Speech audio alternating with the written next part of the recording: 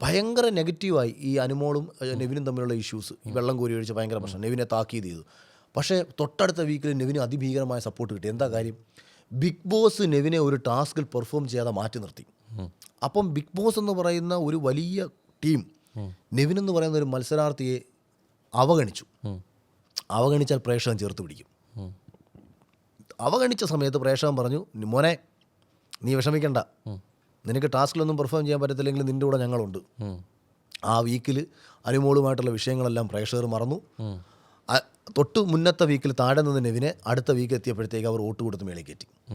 സാബുമോനും same ആയിരുന്നു. ഒരു ടാസ്കിലും perform ചെയ്യാതെ വെളിയിൽ കോമാളിയെ പോലെ ഒരു കമ്പും പിടിച്ചു പോയി നിന്ന സാബുമോനെ കണ്ടപ്പോൾ പ്രേക്ഷകൻ വിചാരിച്ചു, നിനക്ക് പെർഫോം ചെയ്യാൻ ഒരു അവസരം തന്നില്ലല്ലോ, നിന്നെ എല്ലാം ചേർന്ന് അവഗണിച്ചില്ലേ, ഞങ്ങളുണ്ട് നിൻ്റെ കൂടെ.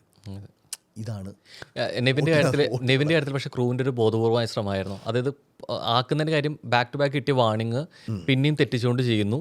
അതിൽ പ്രത്യേകിച്ച് ഏറ്റവും ഒടുവിൽ അത് അനുമോളനായിട്ടുള്ള ബെഡിൽ വെള്ളം ഒഴിച്ചൊരു സീൻ പറഞ്ഞിട്ടാണ് ചെയ്തത്.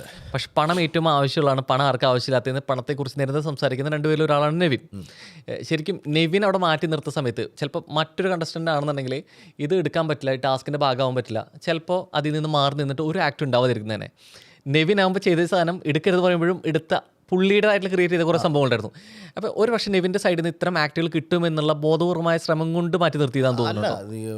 അവർക്ക് നെവിൻ, ഞാൻ മനസ്സിലാക്കുന്നിടത്തോളം നെവിനെ അവർക്ക് അവസാനത്തെ ടോപ്പ് 5 വരെ നിർത്തണമെന്നൊരു ആഗ്രഹം ഉണ്ടായിരുന്നു. അല്ലെങ്കിൽ നെവിൻ അവസാനം വരെ ഉണ്ടാകണമെന്ന് അവരും ആഗ്രഹിച്ചിട്ടുണ്ട്, ഏറെ പുറത്തൊരു ആഗ്രഹിച്ചിട്ടുണ്ട്.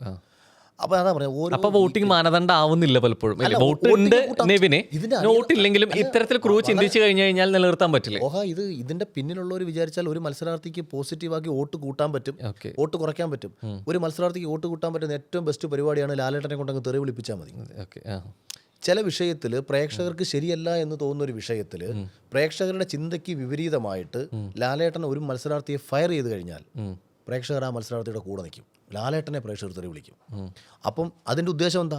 ലാലേട്ടനെ കൊണ്ട് തെറി വിളിപ്പിക്കുമ്പം നിങ്ങൾ മനസ്സിലാക്കിക്കോണം, ആ മത്സരാർത്ഥിക്ക് അനുകൂലമായ ഒരു അന്തരീക്ഷം കൂടിയാണ് ഇവർ ഒരുക്കി കൊടുക്കുന്നത്.